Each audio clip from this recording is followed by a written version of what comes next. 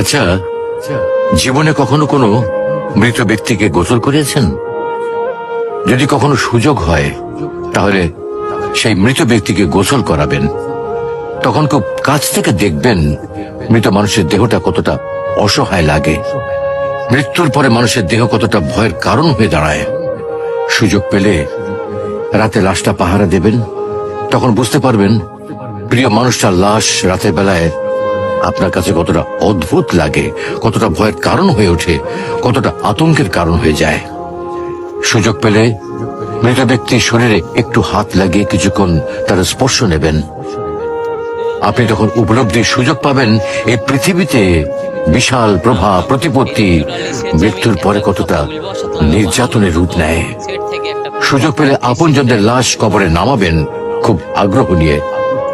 শেষবারের মতো মৃতদেহের মুখটি একবার দেখার চেষ্টা করবেন এবং বারবার উপলব্ধি করার চেষ্টা করবেন এই মৃতদের সাথে অনন্তকালের যাত্রার পথে এটাই আপনার জীবনের শেষ দেখা।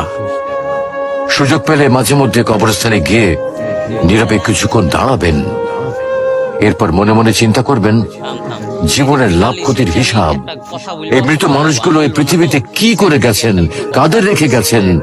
যাদের রেখে গেছেন তারা কি কখনো এই মৃত মানুষগুলোকে স্মরণ করার জন্য কবরস্থানের আশেপাশে একটি বারের জনকে দেখতে আসে? আমাদের জীবনটা বড় অদ্ভুত, বৈচিত্র্যময়।